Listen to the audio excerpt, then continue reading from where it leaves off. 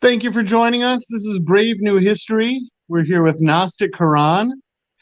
Check out his YouTube channel. I'll put it in the description here. Oh, And thank so you. so thank you for joining us. Hopefully Yeah, you're doing thank you for having good. me today. Yep, absolutely. Thank you for coming. And so we are talking about an exciting topic you don't hear a lot about. I'm excited. Gnostic origins of the Quran. And, we see different aspects from the Quranic texts that are so similar to the Gnostic texts, the Gospel of Thomas. We see the same words, we see hints at Gnosticism within the Quran. Yeah, And exactly. and we're going to get into it. It's very exciting stuff. And let's see. Let's start with Muslim origins, or I should say, Islamic origins. Yeah, Islamic origins, Yeah. which nowadays just it's very recent topic in a sense to have a critical studies of the Muslim origins or the Yeah. origins of Quranic text at least, because we don't even Yeah. know who was this movement of Muslims back at the day. We have some Christian heresiological texts which is Hmm. refuting Muslims, or histories of the Christian bishops describing the events back at the day, because back at the day there was a big war between Byzantine and Sasanian Empire. And presumably, if there was Muslim movement, they overtook this movement overtook this Titan states back at the day. And historically speaking, we don't have a much about this movement from the 7th century era when it's all began. Even from the coinage we have back at the day, it's all either Sasanian or Christian coinage, at least in style, even though apologists will say that it's most likely like this kind of transitional stuff, but it's not the practice of that day. For example, there was like Turkic kingdom in the east of Iran, which is called the Kadirite kingdom, and they were just successive this kind of state which succeeded the Hephthalites, and they were changed the coins like in 10 years. They would mint their own coins, whilst the Muslim coins remain either Zoroastrian in the provinces of Iran, which is the modern day like Iraq, and the northern parts of Iraq, Armenia, and in the Syria, the Palestine, Jerusalem, the coinage would be the Christian in styling. Yeah, and that's kind of like strange thing, because it would remain almost for 40 years, this style of the coinage. We can say that this is simply an adaptational process going on, but for me this time frame is too big in order to give such a confidence in this position. So excuse me. So we were seeing coinage with crosses on it. Yes, in the western parts. Well, in eastern parts, there's clear Zoroastrian symbolism. There's fire altars on coinage, crescent and moon symbol, even though I think it's not the crescent and the star symbol. It's more likely crescent and sun symbol. So sun and the moon symbology was evident for the Parthians, for the Manichaeans, for the Zoroastrians, because sun and moon would symbolize the this kind of luminaries in the sky, transferring this sacred light in the some sort of metaphysical realm. It's more like this intermediary planets, which borrows this inner light. I don't know. Back in the day, they held this kind of ontology, and Yeah. and in Manichaeism and Zoroastrianism, this luminary is used for the direction of prayer, what is called in Islam Qibla, Yep. and they use outside of the temple. Whilst you in the temple, you pray towards the sacred fire, of course. But when you're outside, you pray either to the sun or the moon, depending on the condition, on the weather conditions. Interesting. So you would say that might be more of an origin for the Qibla than for Judaism praying towards Jerusalem? Yeah, I think that's why, for example, Quran states like don't pray to the east or to the west, pray to the God, like basically pray to this Masjidul Haram, sacred place of worship. So east west would symbolize basically sun and moon in that sense, not the. I don't know what's the proposal for this Judaism. I haven't studied that, like Judaism origins of Qibla. Well, How can you explain the west and east passage? I mean, maybe those are just two arbitrary points. Don't do this, don't do that. Like, don't pray towards, uh, a mountain or a lake. Pray towards God, right? So Praise they're the just kind Lord, of grabbing yeah, phrases out of the air, to the house of Abraham. Yeah, But I mean, with early early Islam, it's said like within like the mainstream story is that they started praying towards Jerusalem. yeah, and then changed the Qibla to the Mecca, which is in the Saudi Arabia, in the Hijaz region. Mhm. But yeah, this early story is the Abbasid one, and it comes from the probably 10th century. So it's not as reliable as it seems to be. So Yeah, yeah. that's the biggest problem for the main story. Um, so so we kind of see Islam as not really so much of a religion with like a cohesive Dogma. symbolism early on. That there's bits of Zoroastrianism, which Yeah, I mean, exactly. that's not. If we even think that there's like this kind of soul unifying movement within the East and the West, because it may be that two different branches, and back at the day that was exactly like that. There was a Hassanid kingdom, which was the patron of the Christendom, and there was a Lakhmid kingdom, which was the patron of the Sasanian Empire.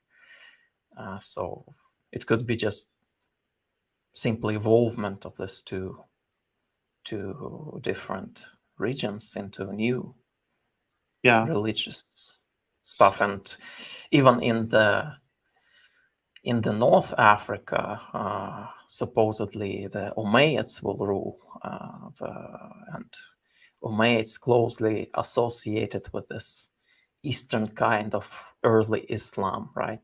I don't know how to declare it properly. And whilst in the Western parts, it's not that clear that the famous Abd al-Malik Marwan, which, for example, in our school, they say that the origins of his name is from the Marf. He's not actually spelled like Abd al-Malik ibn Marwan, the son of Marwan, and that would be in the Abbasid tradition, that there was like some sort of a king of Marwan who was his father. He spelled Abdul Malik Marwan in the Middle Persian style, Abdul Maliki Marwan, and he could be some dude from the Merv, and Merv was the second center in the Sasanian Empire alongside with the Ctesiphon, and it is located in the modern day Turkmenistan. So, and what I try to say, that Abdul Malik ibn Marwan or Marwan, his traces in the eastern parts of the Sasanian Empire, the coinage of him, it just simply doesn't exist. So we can clearly say that Abdul Malik held this political authority over the Western regions. It could be just some sort of a king of this of this Christian patronage kingdom of Ghassanids. Gotcha.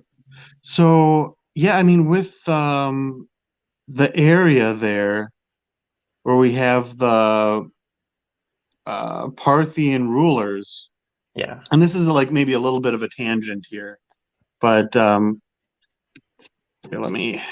My camera keeps on. I don't know how to get this thing tight so it like it keeps on slowly kind of dragging down. But Yeah, but the whole region would be controlled by Parthian, whole this kind of yeah, Silk Road, basically, because it will go through the Caspian Sea to the modern day Georgia. So yeah. and So Caspian regions, the Merv itself, which is called the Khorasan, and the eastern parts, Armenia, that would be all under control of the Parthian houses, or at least the nomad Parthians, which back at the day called Kart. That's how we get the Kurdish people today residing in those areas.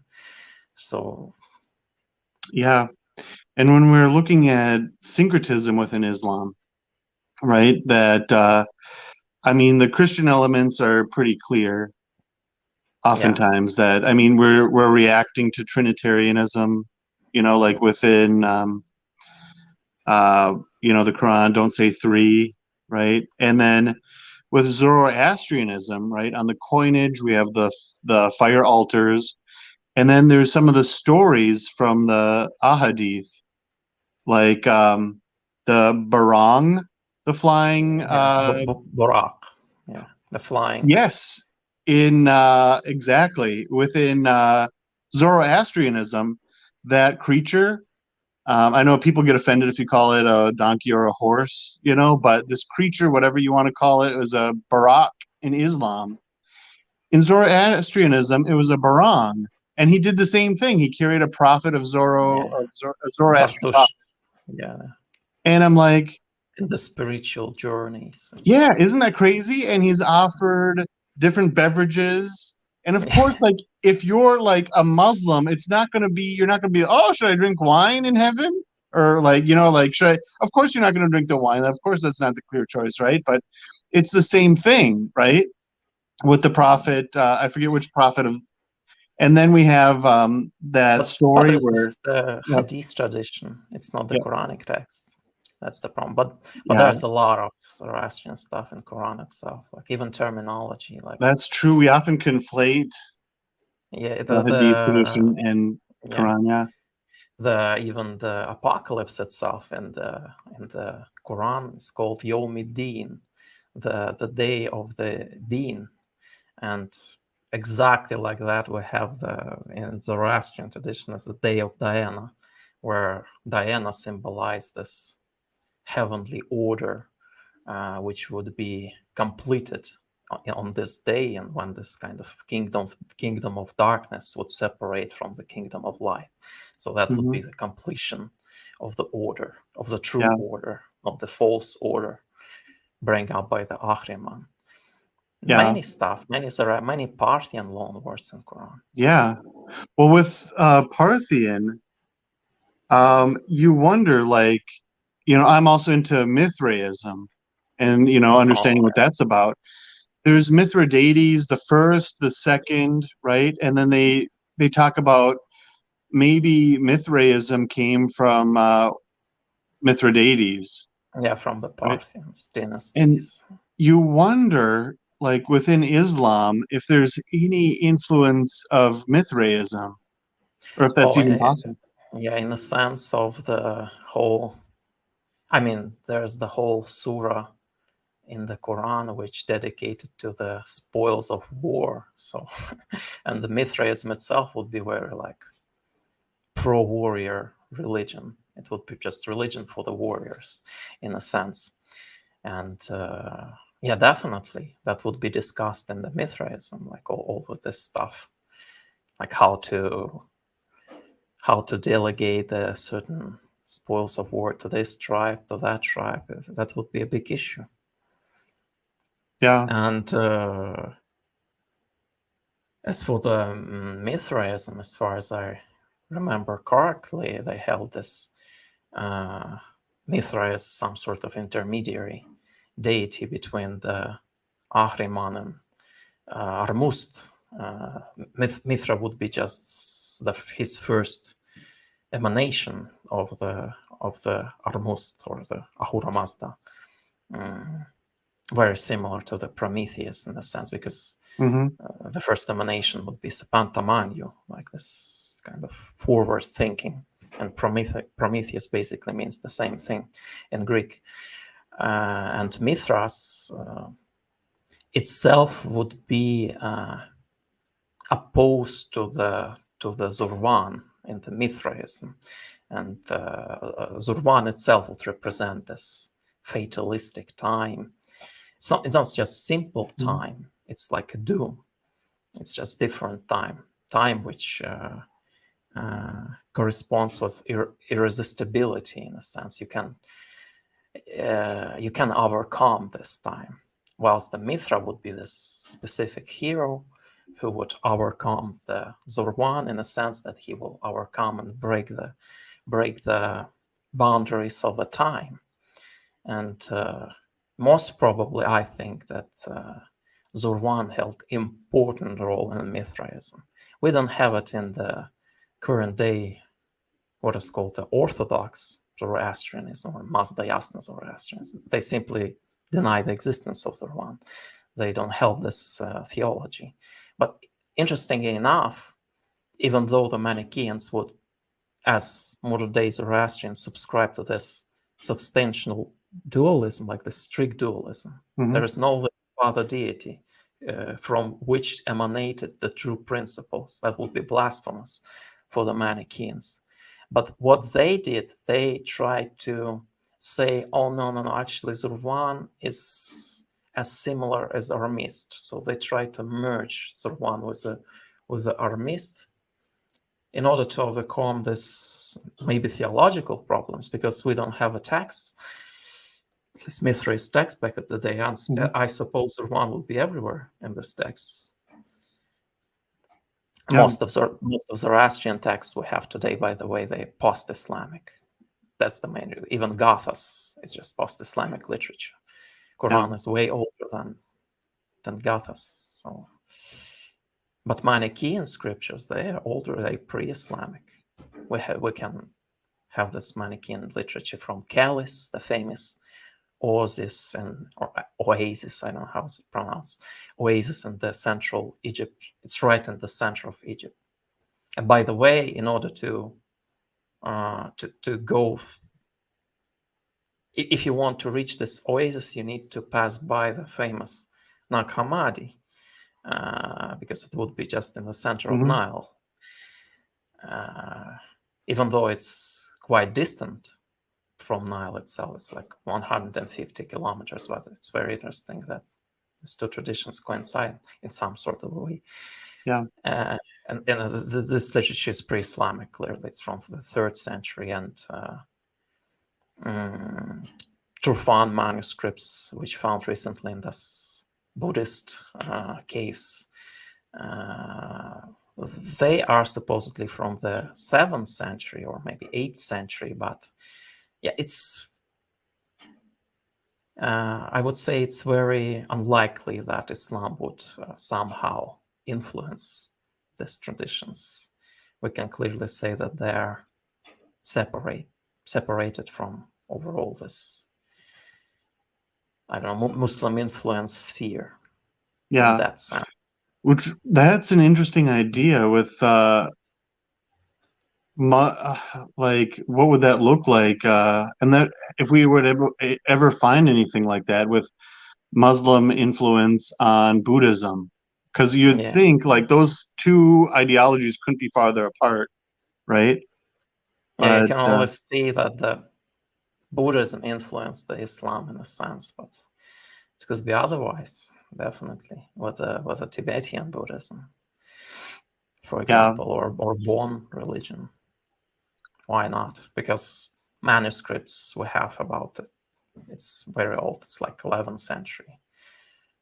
yeah. So And so with Gnosticism in the Quran, right? That, I could kind of see that, except the demiurge seems to be the good guy in the Quran, yeah? That yeah, it like depends on the tradition, I would say, because there were early Shia traditions, for example. Even still today, Alawi traditions, they would have different views, at least some parts of the Alawi. So Alawi itself, it would be like the whole mosaic. There would be very different stuff. Yeah, overall in Muslim world, demiurge seems like, even if we do accept the figure of the demiurge, because the Sunnis, they don't see that this demiurge even exists in the Quranic text. It's very prominent in Ismaili tradition, where the demiurge is identified with the second intellect emanated from the father. And yeah, it would be a good guide. It would be just some sort of it's not bad in the sense of his evil intention. It's just more likely he's bad because of his own nature, because he's just emanation. He can be identified with this unknowable god of Ismailis, similar to the Gnostic monad. And it would be more or less redemptive figure. He's just trying to cooperate with this heavenly father figure. And in Alawi tradition, as far as I know, as dualistic traditions, they held exactly the same idea as the most of the Marcionites, that no, actually the demiurge is a bad guy. It bad in a sense of his evil nature and evil intentions. And I would argue that this figure is quite obviously, in Quranic sense, as Iblis. It's quite evident from the Surah 96 of the Quran, where this figure is described. So, yeah. And Iblis is often identified with a fire within the Quranic text itself, like the famous this passage, "Oh, you created," even though this word "created" in Arabic is the khalaqa. It doesn't clearly mean created in a sense of ex nihilo creation. It's more or less later theological development in the Islam. It's more likely carved, or I don't know, merged from. Interesting. That's very Gnostic, isn't it? Yeah, Yeah. and you created or merged our Adam from the clay, but me you merged from the fire. And very often Yahweh in the Old Testament is identified with a fire. So many passages where he described as this consuming fire, as a jealous God. So yeah, I can clearly see that something fishy going on. Yeah, that is interesting. Or, I mean, the general interpretation is that Iblis, what is a jinn? And is some sort of a angel who became the jinn. And in most of the Mm. sense, jinn identified with like this evil angels, basically. Angels with evil intentions, at least in contemporary Sunni tradition. So, and overall, he just betrayed the true God and refused to bow down to the Adam, and because of Hmm. that, he was expelled to this kind of lowest dominions. Yeah. That Well, would be the story. even so, we see that Iblis here is kind of a stand-in for Yahweh. If we try to portray early Islam as the Gnostic Islam, there definitely that would be the figure.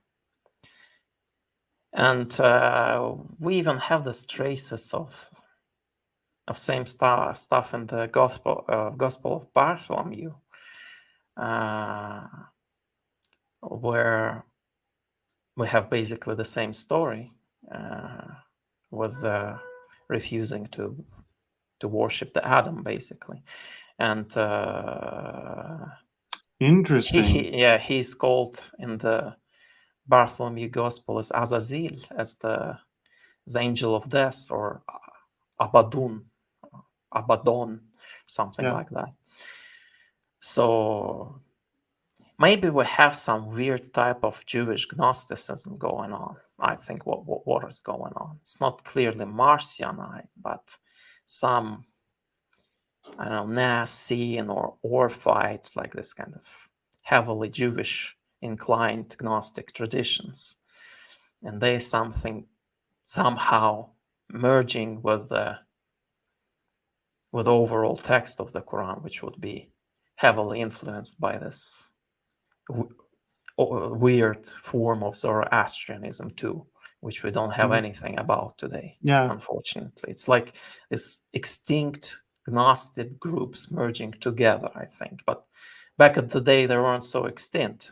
Well, so Hmm. they were everywhere. For example, even Marcionites, they would be everywhere in the 7th century. They would be in the Turkey or Anatolia. They would be in Syria. So the grip of the Orthodox Church wasn't so tight. Like it's maybe 14th century when it became this hardly centralized, but not back at the day. Yeah. So when we look at the Quran, we see like a lot of these influences, right? And the Quran, like when you read it, it seems to It's almost like like a cryptic book. Like yeah, I don't exactly. know. Like it just skips from topic to topic, and it's assumed like it'll say they did this. I'm like, who's they, or he did Yeah, this, and who's it's he, it's right? yeah, it's almost like someone write this personal book for itself with this personal language, which the specific group knows about, whilst the others they don't even know what the hell is that. It's Yeah, like in like Mandeism when they using this some sort of a cryptic language in order to cipher the message. yeah, and it's like I ask who are the people of the elephant and the people that blow on knots? What are we Yeah, talking about here, right? And like just I mean, some people comment on that it switches from they to he, yeah, right? Within very like often. the next sentence, right?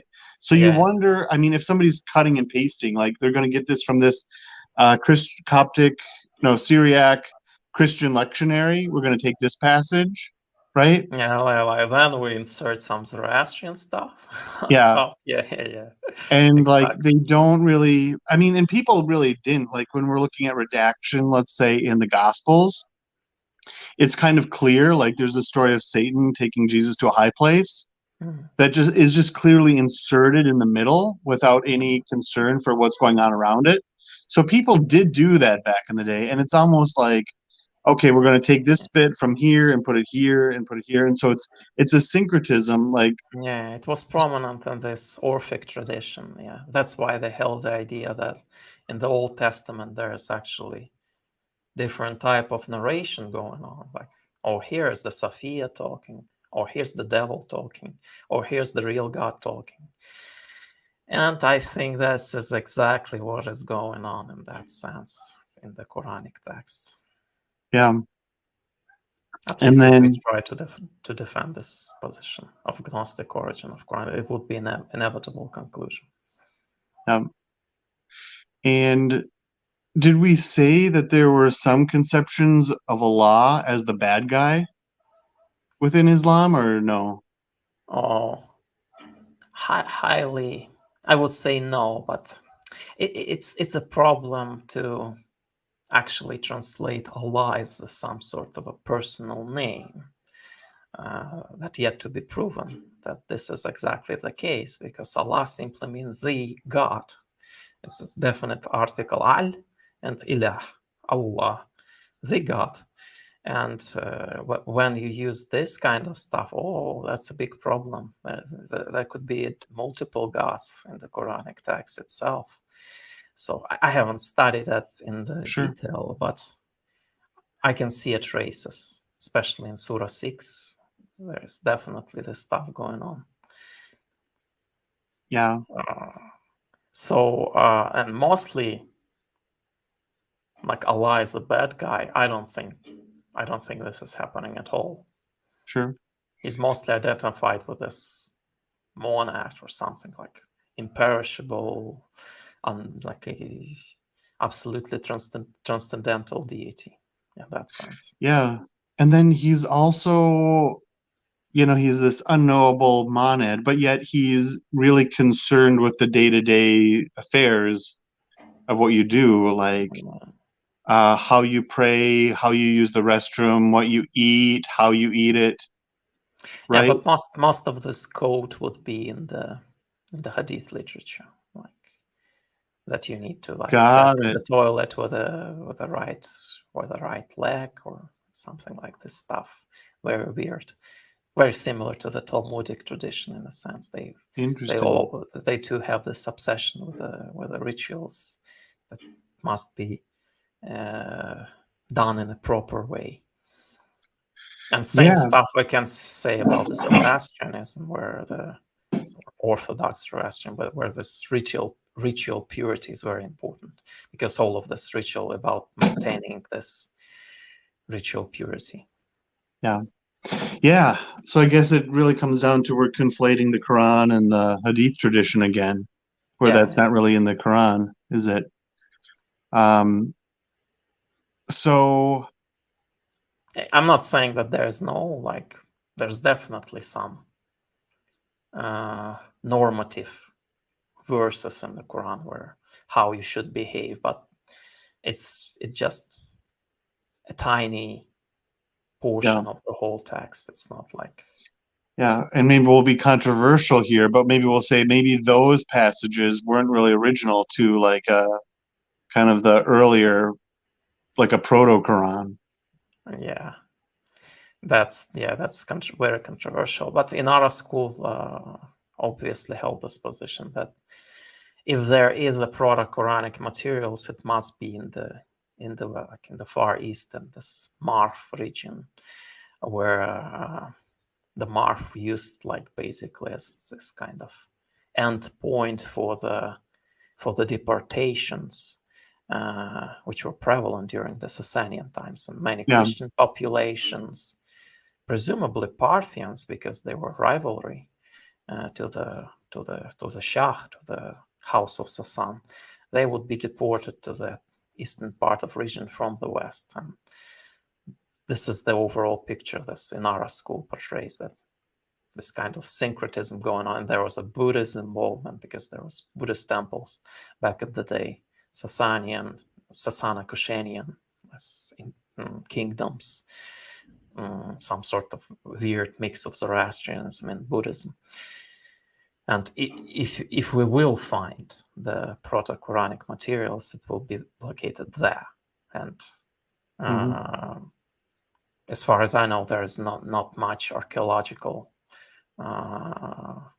work have been done in this region. So might be we'll find something. yeah. And you had also mentioned the Gospel of Thomas as a possible influence on the Quran. Yeah. So what do you see that's might have its origin in the Gospel of Thomas out of the Quran? Oh, this tradition, I don't recall it, but when the in Gospel of Thomas that Jesus described as this, as the painter, as the holding this divine paintings, and there's the wordplay going on in Greek, so it conflates with a baptism. So in order to paint this beautiful art with the humans, he baptized it. And similarly in the Quranic text, I don't recall the name of the surah, but Allah is described as the beautiful painters. That would be very similar. What else? What else? I won't recall it from my mind now. Sure. Yeah. So you see early Islam as highly syncretistic. And Yeah, then it's like Manichaeism in a sense, in the level of syncretism. And you'd say as things go by, it changes quite a bit, right? It's shaped, into this kind that of. Manichaeism is very big on being vegetarian. Yeah. And you'd think, and Islam not so much. Well, in Manichaeism, as far as I know, these vegetarian practices are important for the elect or electi, for this monk priesthood, basically. And the hearers, so the auditors or catechumens, as the Saint Augustine used this word, they weren't prescribed to do this stuff, like to not eat the meat. I mean, it would be a courageous act for the hearers to not eat meat, but it's not like what is called in Islam wajib. This is not like necessary thing to do. And if you look up into what is the Surah 23, Al-Mu'minun, it basically described this sort of ascetic lifestyle, even though I think there is one passage is clearly, undeniably interpolated later on, because it breaks up the rhythm of the surah. And if you look up at the surah, it's clearly talking about this monastic rules which prescribe to this electi class.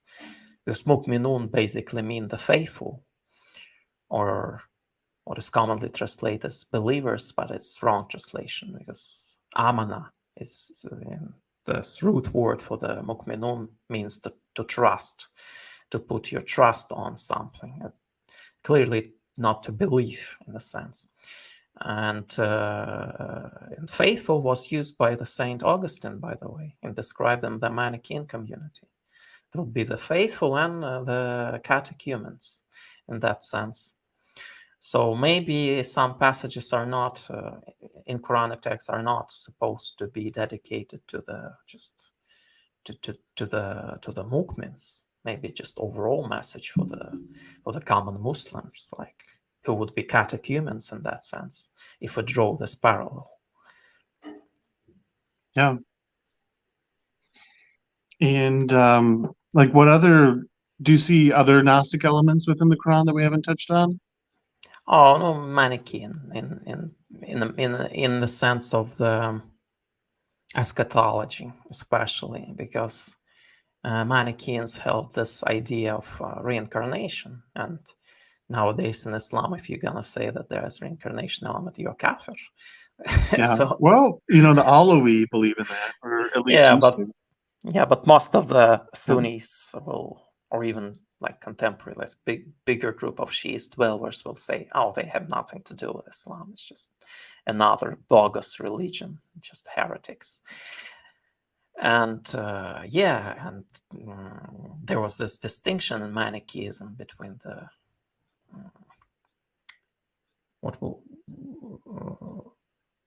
between certain fates of the certain type of people afterlife. So if he was a bad person, very bad, like super demonic, by the way, you will go straight away to hell. If you was a normal one but didn't achieve this nirvanic state, you will go through successive reincarnations. And if you was successful in this life and you achieved the nirvanic state, you will go straight away to hell, and you will reside there in this heavenly realm until there would be this day of recompense, the day of judgment, basically apocalypse. In that sense, Zoroastrian apocalypse, where the whole universe will be inflamed in fire. And the fire, obviously, in Quranic texts is everywhere. What is interesting, fire in Quranic texts held the same root, Arabic root with a light. So nur is the light in Arabic, and nar is the fire. Same stuff we have in the Zoroastrian. I mean, it's not like exactly the same, but there's some sort of divinity figure in the at least in early Zoroastrianism, called Azur.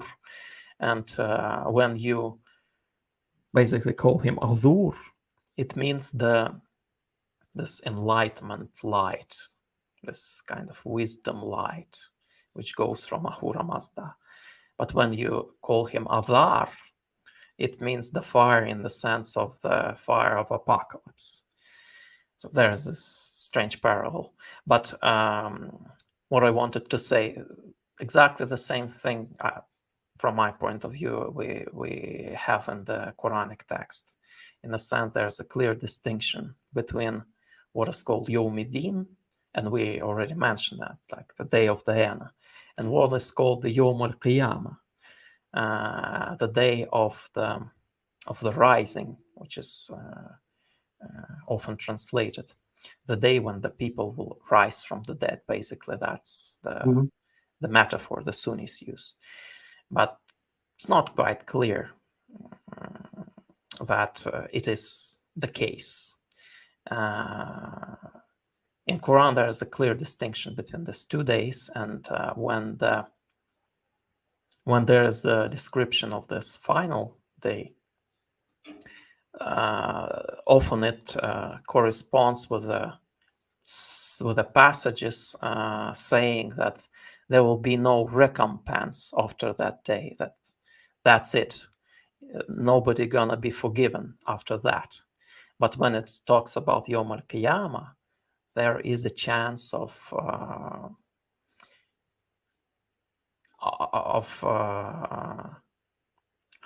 how to say it, of a personal transformation, by the way. So Yom al-Qiyamah is almost likely corresponds with the death of the person, in a sense. So after the death of the person, he witnessing this Yom al-Qiyamah. And there is a judge, and he weights the action of the human, and he either go to hell or to the metamorphosis in that sense. Whilst if we speak about Yawmiddin, this is just the final day of judgment. Like, you either go to hell eternally, or you will be held or reunified with the light. And this is just the same position the Manichaeans held. Like, there's also this today, I don't know, eschatology going on. After the person dies, he either goes to hell or successive like reincarnation process until the day of the judgment. In that sense, Yeah, it seems pretty Egyptian, right? With Book of the Dead. Although, like this weight judge who gonna because the judge itself called Mizan, which basically translated as the weights. Interesting.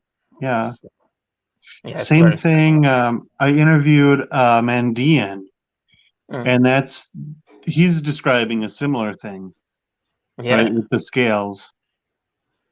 So you wonder if maybe from Egypt to Mandeans to Islam. What you suggest? Or it could be so many things, right? Like Yeah, it could be just like, well, after you're judged after you die, I mean, maybe there's a scale involved. It just maybe you can think of it independently, right? yeah. Or if it's, I mean, But it's what so like does, Mandeans are fascinating in a sense. How they did even survive? Like it's a mystery. yeah, which a Like lot of them don't like, everyone died out. No Marcionites today. No yeah, Manichaeans. No Gnostics. In a sense, like this weird tradition of Orphites. We don't have it. yeah, Whilst the Mandeans, which would be like in the center of Muslim world, and they did survive somehow. yeah. I think it's to do with, uh, they're equated with Sabians from the Quran Oh, as a people of the book. yeah.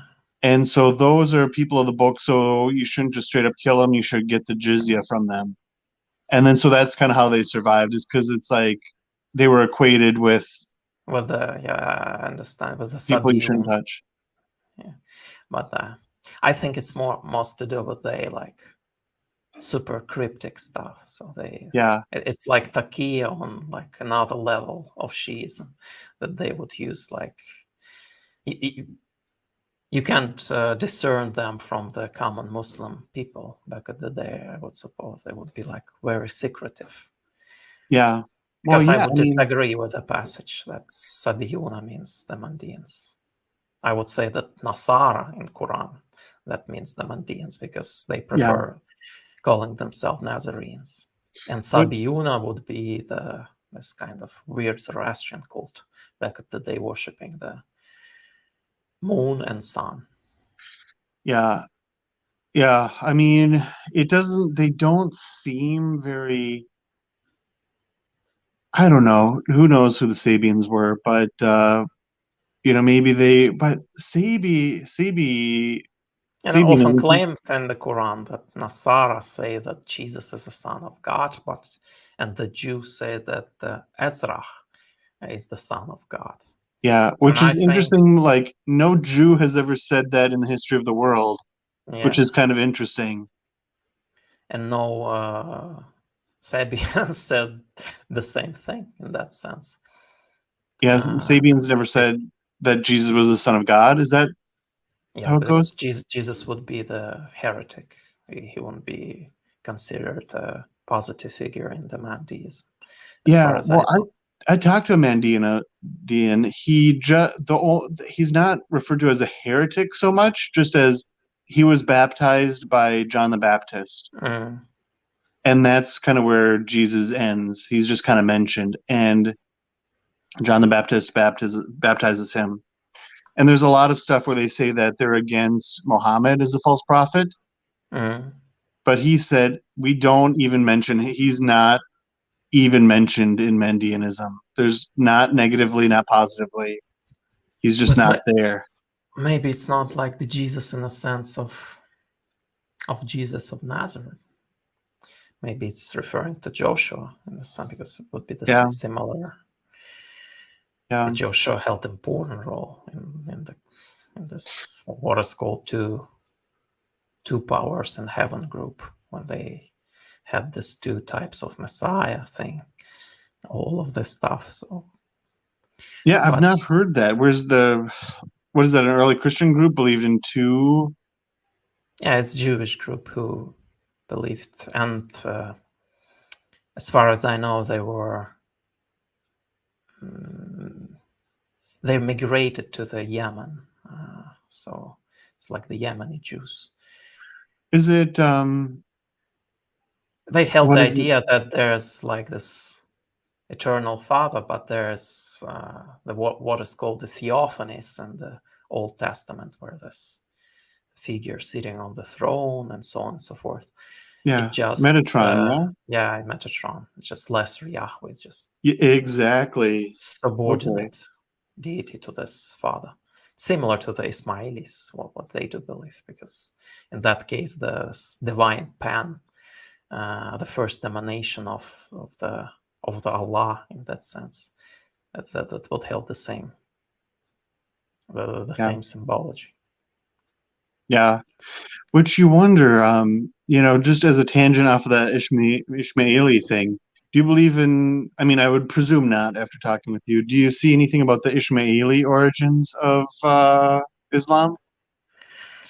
Not so much. I would say that they, in some sense, is just a continuation of a Mu'tazila tradition, of Falasifa tradition, because the whole arguments that Ismaili thinkers bring, it's more or less Abyssinian one. So, and this is clearly from Abbasid time, like from the 9th century. We're not talking here about the 7th century, in a Hmm. sense, even though like because Ismailis, there's different branches of them. There's famous branch of Nizaris who venerate the Aga Khan the fourth as the spiritual leader, as the Imam, who bring this. Basically, he's speaking with the god and bringing the gnosis to the common people. But there is also a Taibi Ismailis, and the not eschatology, but creation myth is quite different. It's very similar to the Gnostics, even though the whole demiurge thing, it's too portrayed in a positive manner. So maybe there is some involvement especially in this Assassin, Assasiyun sect or order of the Nizari Ismailis.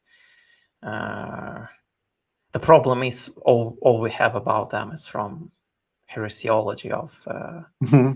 like Yeah. pro-Seljuk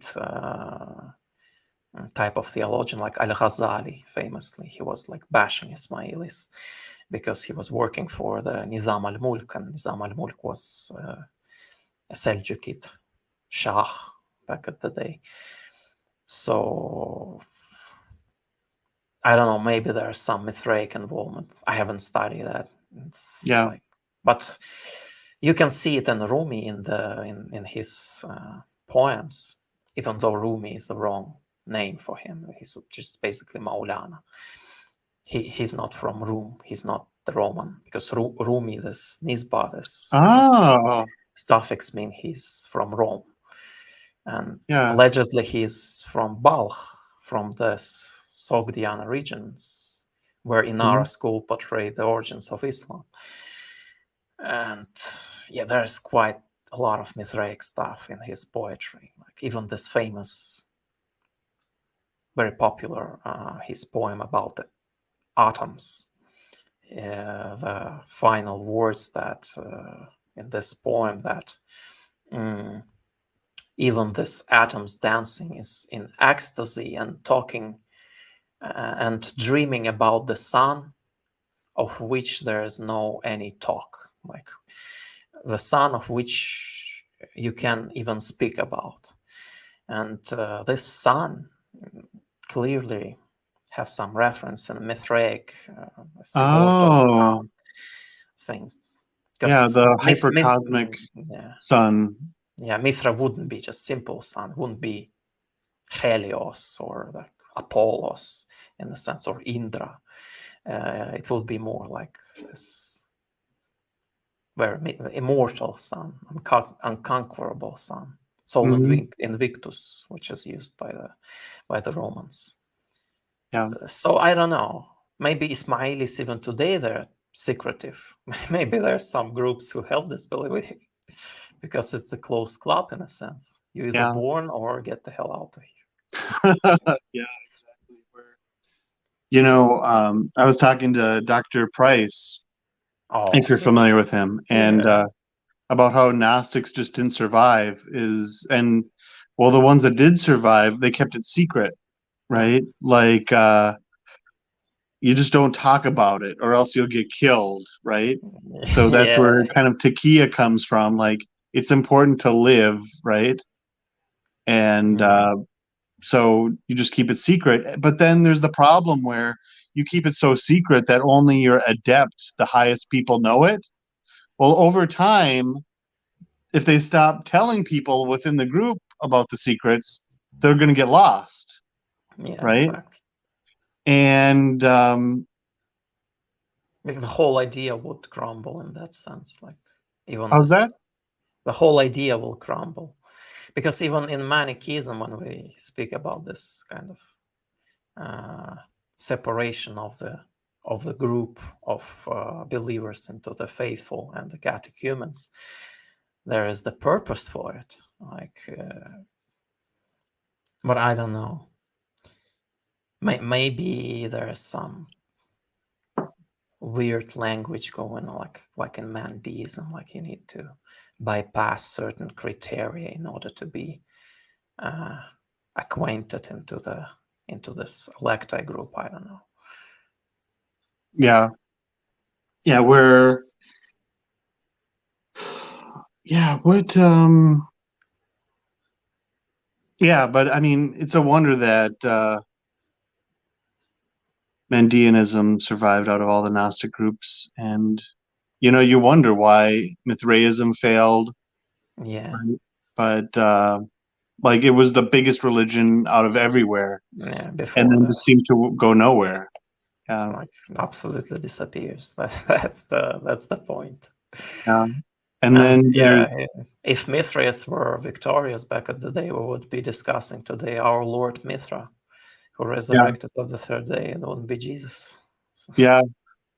Or yeah, and you wonder, like, it would just be reversed. Like we'd still have the same mysteries, but it would be like, so I've heard something about like a ritualistic meal eaten by this Jesus figure who's a lot like Mithra as we know it, right? But I yeah, mean everything would be turned on its head, right? With I guess you can't save everything, right? There's only it's like there's Gmail, and you have so much space, you have 100 gigabytes, and all the religious history can't survive. You have to delete some things, right?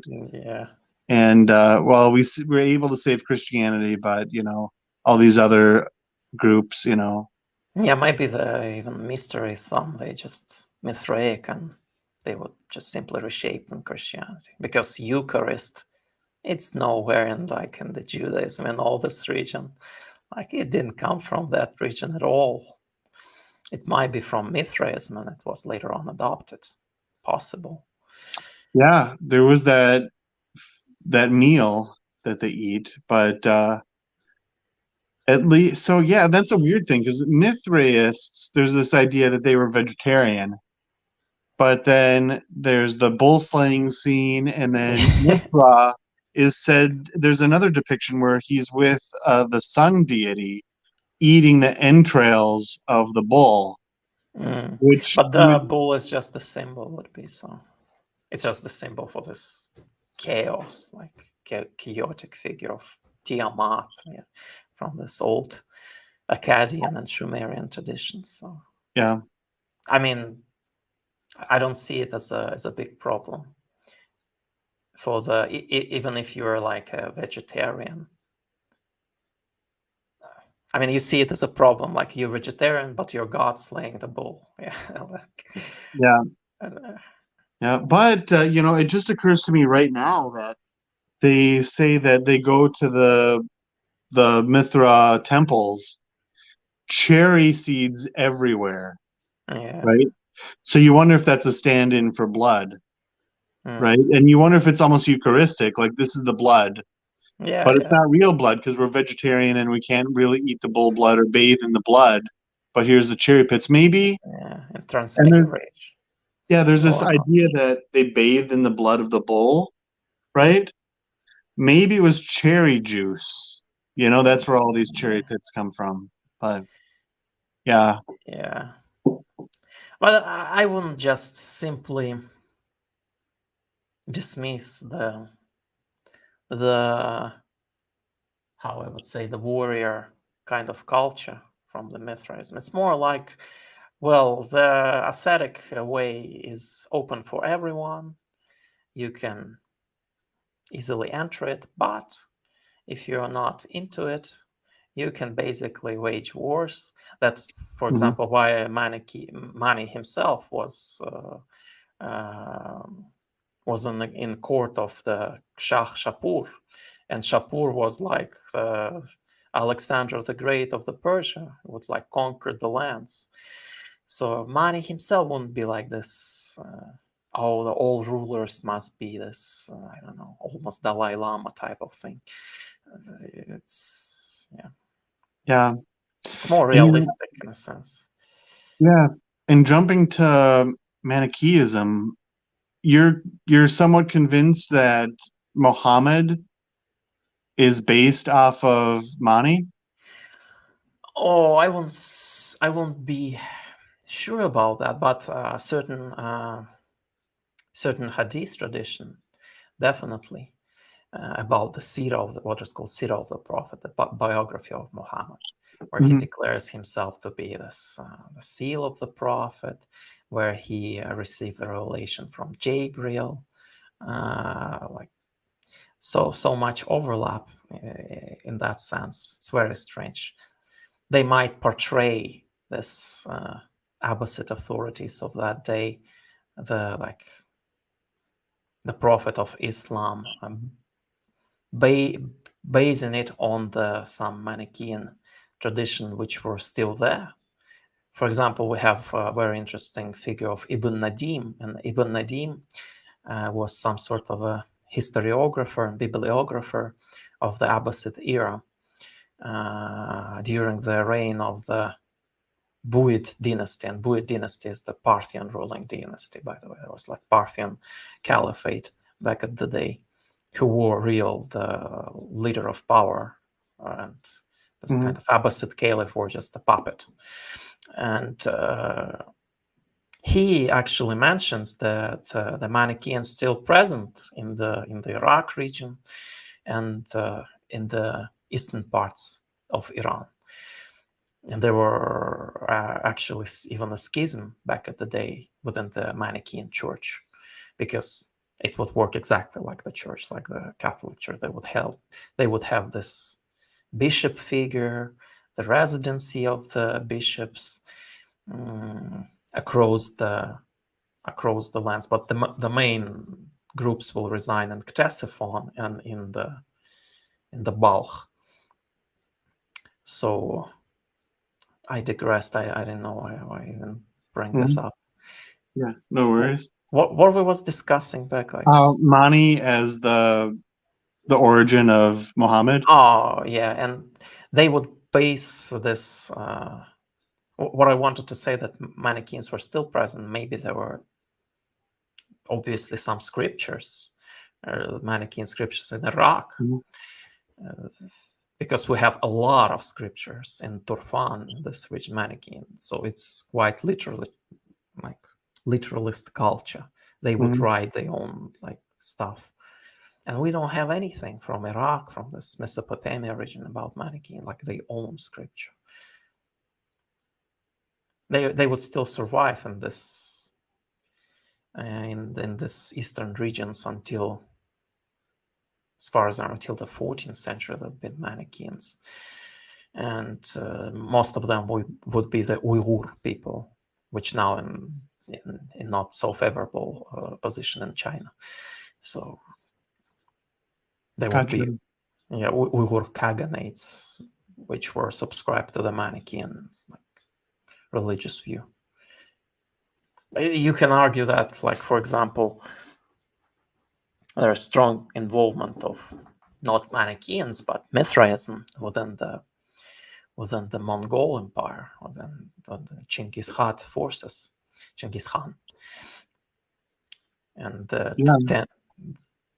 religious of Tengrism itself would be based on, in many cases, of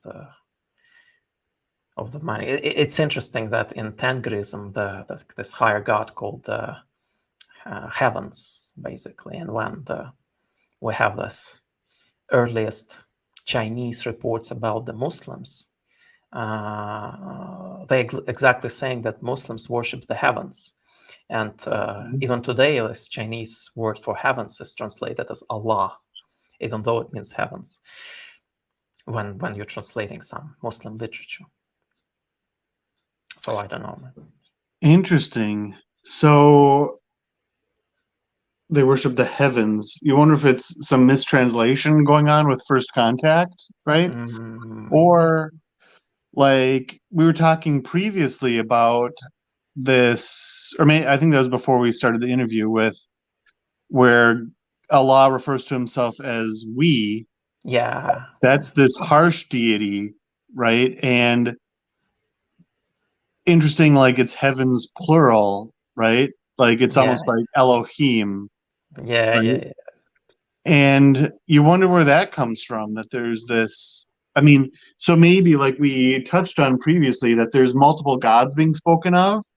Hmm. And maybe that's the intent of what's supposed to be understood by this, that there's this God saying this. It's not the same God They as were this just person. amalgamated into the one thing. So yeah, this majestic plural is just, yeah, it's utter nonsense. Let's be honest. It's It the just, angels talking, right? yeah. Which seems kind of Gnostic, right? To where, like we were talking about before the interview, that, one thing I'm trying to understand is in the Pauline epistles, and I think it's late in Acts where Stephen, before he gets stoned to death Mhm. for heresy, which it says falsely, but his statements before he's stoned to death do seem pretty heretical to me, right? I'm not Yeah. advocating stoning, obviously, but it's so he says that the law was given by angels, right? But we know that it was given by God, right? But Paul is saying you're just following human law, not the higher law. You're following the law that was given by angels. What are you talking about? Like human law would have all these seemingly crazy stuff, and he's talking about, don't you know it's against the laws of nature for men to not have long hair? There's no law of nature that not have long hair, right? So the whole idea of like trying to cut it down, like, no, I mean it comes from above, but only to the level of angels. God's not Yeah. has nothing to do with this nonsense, right? And you It's wonder, very sad that yeah, Paul became like arch heretic in contemporary Islam. Like, it's in a way so stupid. Like the Quran itself, like very Paulinistic. Even he's like this distinction between the law and this kind of Sophia, this wisdom, with the wisdom in Christ. You can argue in Quranic sense there's several passages describing what is called kitab wa hikmah, and basically translated the same way, the law and the wisdom. mhm. Like we bring the law and the wisdom as often this passage is often repeated in the Quranic context. And like overall, come on, Muslims were notorious for eating camel meat. You can't go away from that. Like you can somehow justify it within the kosher law. I would say many practices were utterly different. I saw the recent video of David Litva on his channel about the Marcion, and actually Marcion was prohibiting pork and beef consumption in a sense. So maybe the whole Yep. thing about pork prohibition was not necessarily about we must be close to our Jewish brethren, but about like some Gnostic borrowings. But who knows? Yeah. It's the What way of channel is that you were watching? about David Litva. Oh, got it. David Yeah, Litwell. he recently created his own like Yep. channel like Yeah, two I months saw that. ago, and there's a lot of interesting stuff. Yeah. So yeah, I was amazed like that Marcion would prohibit pork. Like what the hell? That is weird those are the laws from the evil god. So why Yeah, would you do that? Yeah, that's interesting. I should check that out. maybe they were trying to cope somehow, like reinterpret the law in the Gnostic sense, Yeah. some vegetarian Early style. I've heard early Islam mocked the prohibition against pork. Oh, I'm not sure. I can see that, for example, in Sebios, and Sebios was an Armenian bishop. He's just the main source for this early Muslim community, because he would describe the overall history. And when he describes this movement, he didn't mention that Muslims prohibited pork. He only mentioned, oh, there was this Muhammad guy and he prohibited wine, carrion, and the fornication, basically. No mentioning of pork. That would be strange, because it's such a, like, nowadays it's almost like, oh, Muslims are like Jews, they're not eating pork. Why would he not mention that? Because that would be clear in contradiction with the Christianity which Sebius represents, this kind of Armenian church. So that's strange in a sense. But overall, the whole even passage where there's, how it starts, حُرِمَتْ عَلَيْكُمْ دَمُّ مَيْتَةُ وَلَحْمُ خِنْزِيرٍ, like prohibited for you the blood, the carrion in that sense, and the لحم خنزير, translated as the flesh of the swine. Even though it could be easily translated as the food of the swine, because laham or lehem overall in Semitic languages means the bread and food. Famous Bethlehem, house of bread, it's literal translation for that. So I'm not so sure that that was the case early on, this pork prohibition stuff. And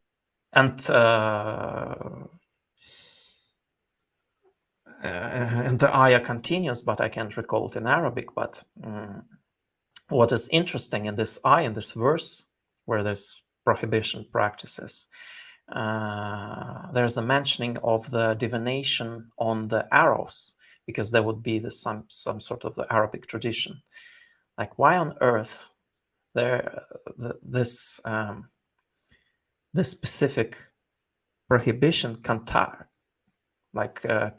concatenated with the prohibition of the certain type of food?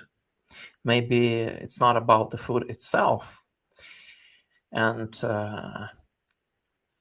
you can clearly see that. I will just open quickly, because it just helped me. And while we're looking, do you have a background in programming? What? Do you have a background in computer programming? But what? Programming, like computer? No. The reason I mentioned that because you use the word concatenate, and I've only ever heard that in programming. Yeah. No. Yeah. I mostly do like this web design and stuff. No, not delving deep into the, like, some Python, but it's just undergraduate level. Okay. I don't remember, 6153 as far as I remember. No. Okay, Quran.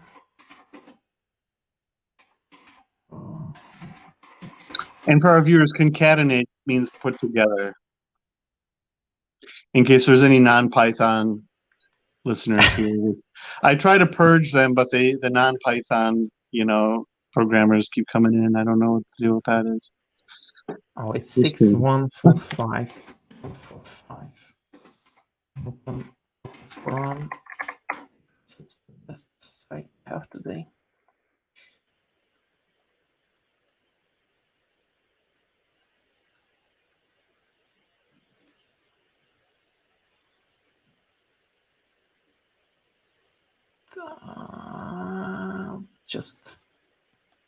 Just loading. I don't know. I will try to refresh the page. See. Sure. And if we do need to vamp while it loads, we have some comments and questions. Oh yeah, sure. If there's some questions. So here we have a comment from Daniel Hopkins, kind of connecting, Buddhism and Islam. Muhammad as Maha Maitreya,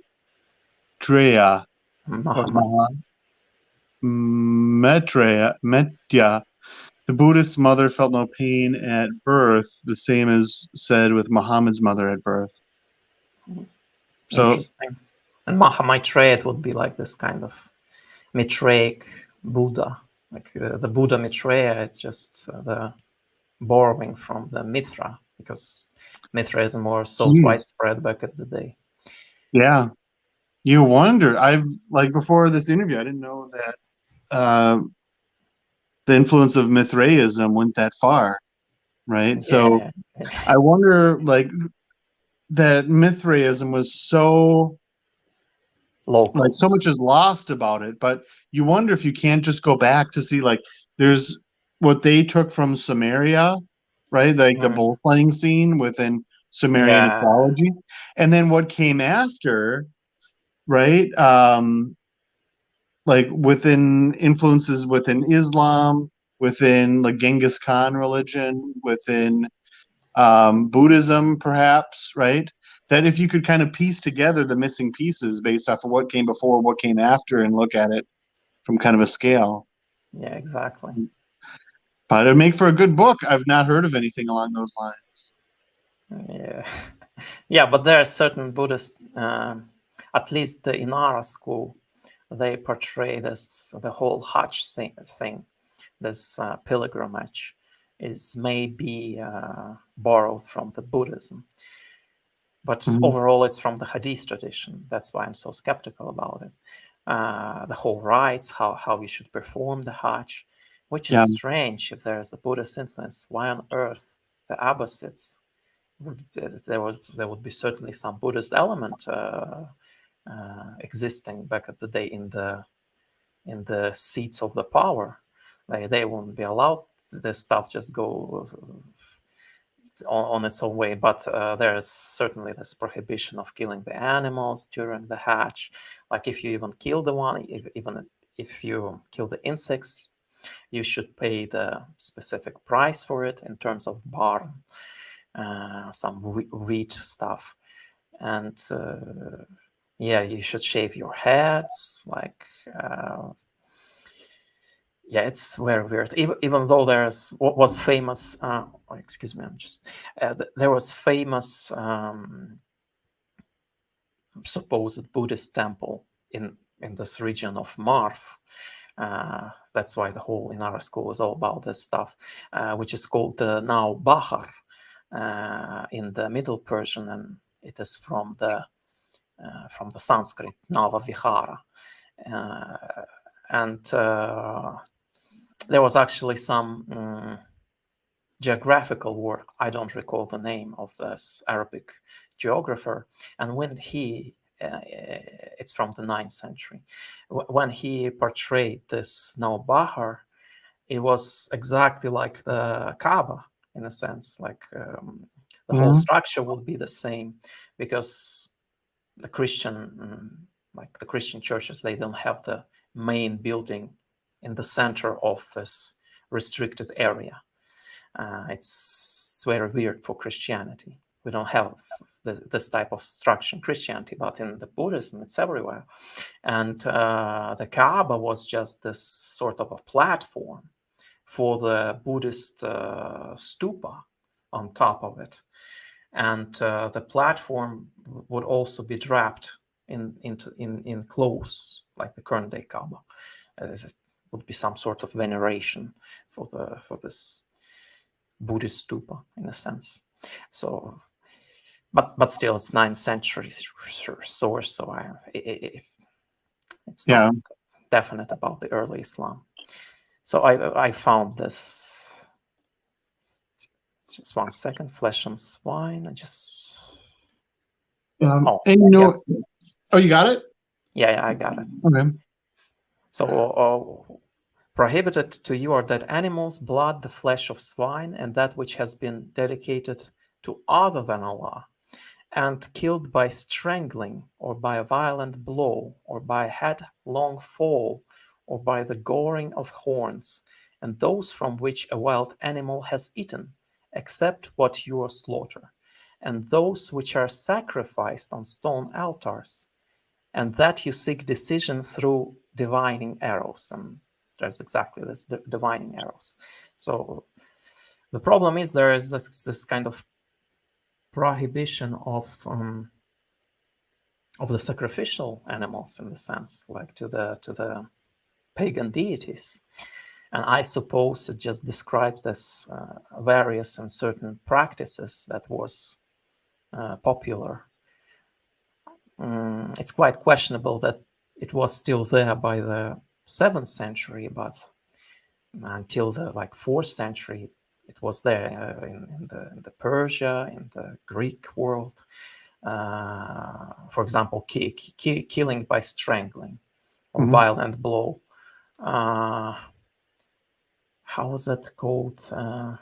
I don't recall the Greek word, but there was some sort of tradition where the dog became this sort of it's like in Judaism when they I can recall. I know how it's Russian. Will just translate it quickly into Russian in order to scapegoat. Yeah, they have this kind of tradition of scapegoat, and this dog would be exactly like scapegoat. And in order to absolve the sins of the community, they would just beat the hell out of the dog until she dies. And same could be said with this fallen, which is fallen. How is it? Which headlong, headlong fall. Exactly. It could be referring to this scapegoat Judaism tradition. Maybe, and the strangling, it's always almost presented. There was like weird Greek cult where they would strangle the pigeons. So all this, it's almost the same, this kind of idea that the animal absolves the sins, and in order to destroy the sin, you must kill the animal. So same with the blood, in a sense, what is in Arabic here, maitatu, which is the carrion. It could be some weird pagan stuff going on because blood was used, like blood of animals is still used, as far as I know, in India, in the sacrificial traditions of tantric traditions, some sort of. So I'm not so sure that the pork prohibition was the stuff, was back at the day. Yeah. Clearly there would be a reference from the Christians, because that would be like the mark of this Muslims. They don't import they like a Jews. They would write about it, but surprisingly it's absent. Yeah, for sure. So here, do you want to answer some comments and questions real quick? Yeah, sure. Wonderful. Yeah. All right. As Sakra and Brahma, I'm not familiar with Sakra, were said to wash in swaddled Buddha at birth, Muhammad was said to have been bathed by angels 7 times. I'm not familiar with that tradition. But yeah, you see, that's the problem, because almost what we have about the Muhammad biography, it's Abbasid. And you can say the same with the Sinara school, because all of this, they parallels between the Buddhist pilgrimage and what we have as a Muslim pilgrimage is from the Abbasid sources. It's from the 9th century. Same with that. So there was definitely some power game, I would suggest. And the Abbasid seats, there was some Buddhist, maybe some authorities. There was famous Banu Barmak, what is called the family of the Barmak, which supposedly were responsible for the famous Abbasid revolution that overthrew the Umayyad dynasty. And it could be they were Buddhists, because this now Bahar temple was associated with them. They genealogy in the Muslim sources, at least, they trace back to this Barmak, who was the how was it called? Who was the monk in this temple.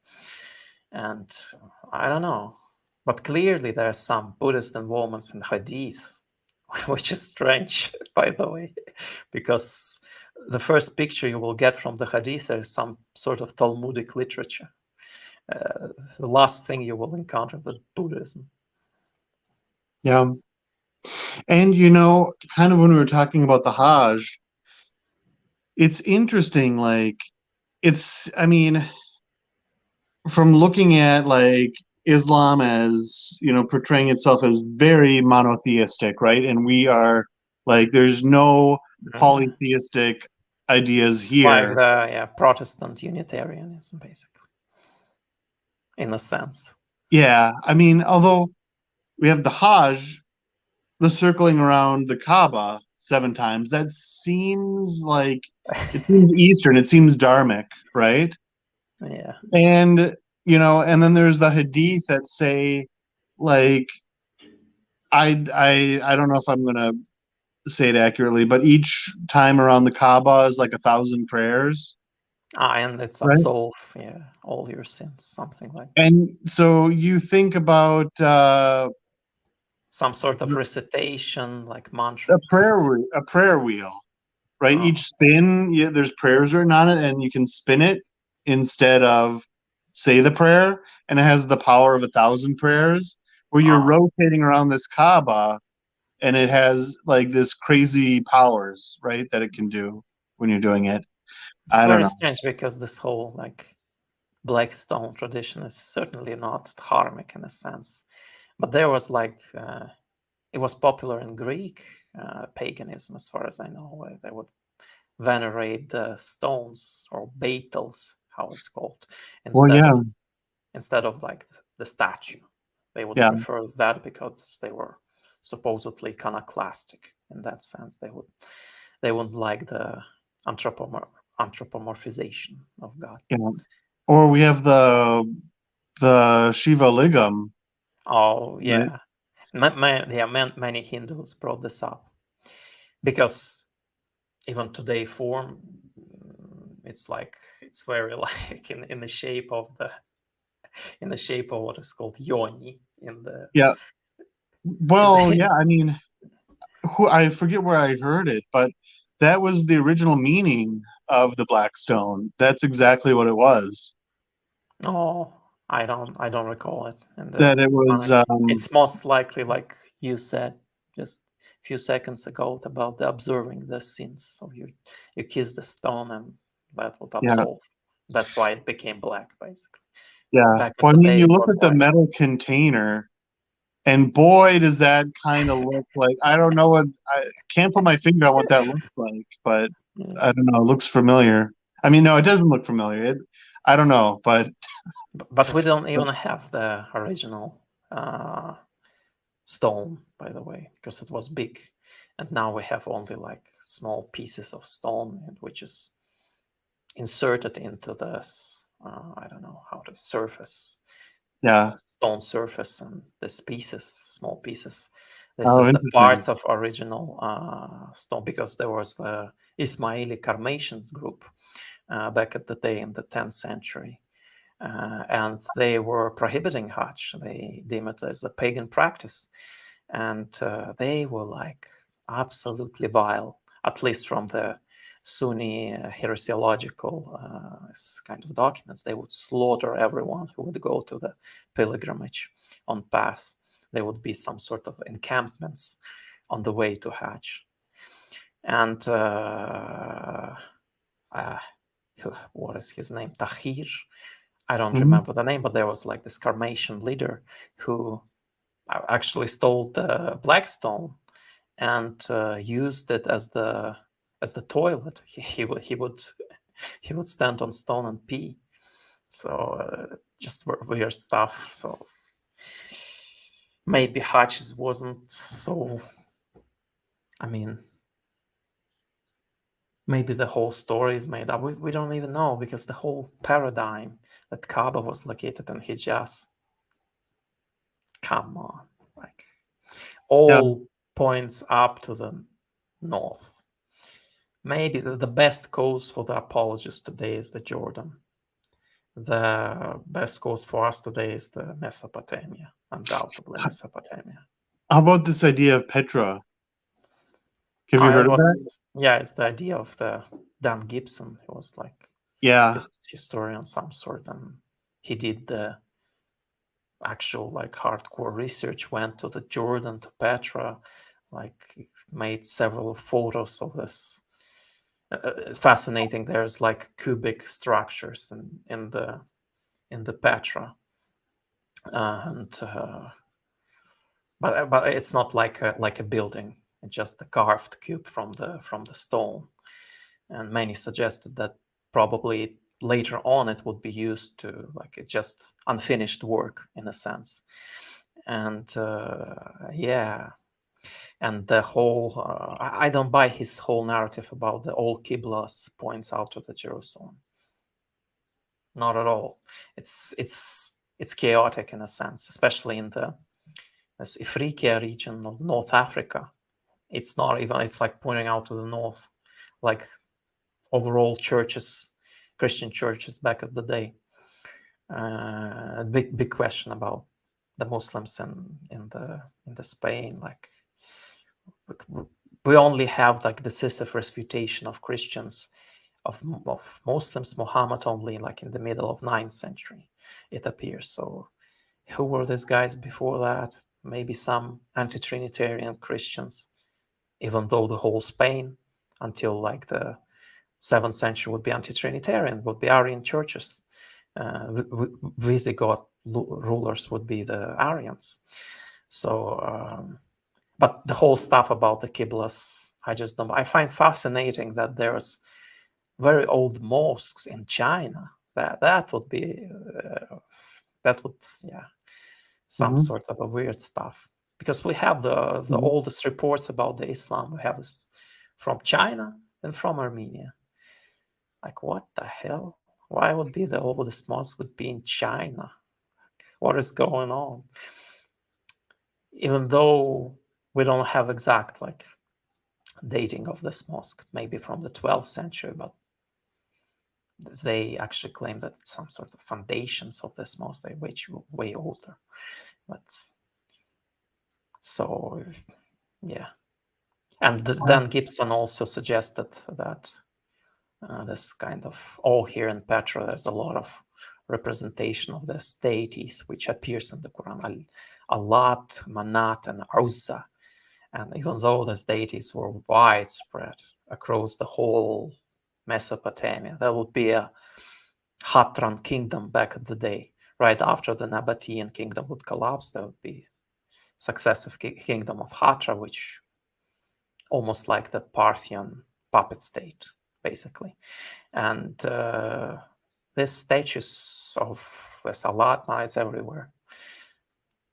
It's in Syria, it's in Iraq, like the famous ISIS group, radicals, they were actually destroying this exact statues from this kingdom, Hatran kingdom, which maybe like sparks in the mind some sort of conspiracy theory, whether they're trying to like wash away the traces of early Islam. Well, which you may have heard this. I've heard that in the restoration of these Buddhist temples or the Buddhist statues. In Right, Afghanistan. What's that? Or in Afghanistan, what is Taliban blown up, right? Yep. That they're trying to restore them so that when they went to the site and looking at it, they've uncovered a Nag Hammadi-like library of Buddhist texts within the stones that they had previously figured was just a statue, right? And so it's kind of like it was inserted in the statue. Or it's like behind it in a cave, or I forget, I don't know the particulars of it. But it's kind of funny that they tried to destroy this Buddhist icon, and in doing so, uncover a trove, a cache of scrolls, of documents that have been hidden for all this time, right? So it's kind of, I like how it kind of backfires on them.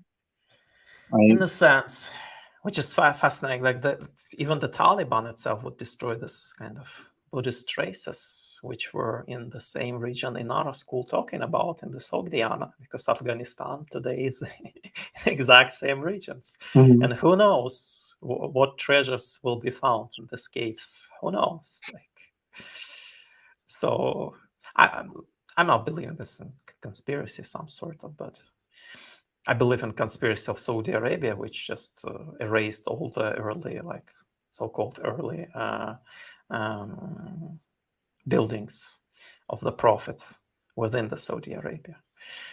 I believe this is the conspiracy because if the archaeologists would found out these buildings, most certainly it would be very later on buildings. It wouldn't be from the 7th century. So, yeah. Yeah. Well, they But this, say that it is weird that, with the Masjid al-Haram. Masjid al-Haram. Yeah. That What it's did I in say? I said something exact else. But Masjid. yeah, that there's no they just dig. There's no excavation going on, right? Yeah. And I'm like, why wouldn't you excavate it? It's supposed to be like this is where Muhammad was born, right? Or his Well, they house. actually not only prohibit any archaeological, groups to do some stuff. We have this famous, who was his name? Ahmad al-Hallaj, and he is the researcher into the origins of Arabic language, and he doing his job mostly in Jordan and in the northern parts of Saudi Arabia, but this region, Mecca, Medina, is just strictly prohibited by the Saudi authorities. That's weird. As if they know like what they're promoting is nonsense, and they don't want it to be revealed. Yeah. If they are so confident about their religion, they would allow to do so. Like they even do believe that this is just the bricks. Like there's no actual value in that. That the whole Salafi movement is about that. Oh, let's bash this kuburis, as they saw this, the grave worshippers. Like even himself, they don't value this stuff. So why would you allow to researchers to do their job? Like if it's like it just doesn't make any sense. Yeah. Yeah, very true. And here on the same lines as the previous comment, I think, this is more of the later hadith, but the whole world was said to have been illuminated at Buddha's birth. At Muhammad's birth, his town was illuminated, or is said to Yeah, have been. But interesting. I haven't heard about this hadith, but yeah, it's certainly from the hadith. yeah, There's famous tradition of Ali being born. yeah, in the Kaaba. Yeah. Which I was talking to an Alawite. Here, I'll hide this comment real quick. Oh, you had an ally. Yeah, and he was saying, well, like, how different groups have different understanding of what's going on, right? Of what this means. And I think the Alawites for a long time weren't allowed in Hajj. Oh. And maybe I'm off, I don't know. But he says, well, Hajj doesn't mean going on this trip and doing stuff and circling the Kaaba and all. Oh, yeah. That they had their own Hajj as far as like they were visiting the Yeah. saints. Hajj is taking Ali as your wali. Oh, they even go further because I heard that Ismailis they don't go to Hajj in the sense of the Sunni Muslim Hajj.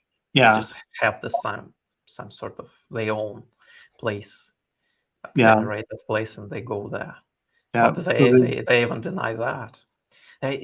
Alawis is just so weird in a sense. It wasn't this Discord group and some Shias just like they linked me, like contact me in the Facebook, like, oh, I will love your work. Like, could you join, please? I joined, and they were discussing all of this stuff. And there's even weird shahadas they have, because overall the shahada, like the common shahada, is La ilaha illallah Muhammadur Rasulullah. Like there is no God, not God but God, with a capital G, and Muhammad is his messenger, Rasul. yeah. And they have they have different ones. They have like La ilaha illa Ali, so there is no God but Ali.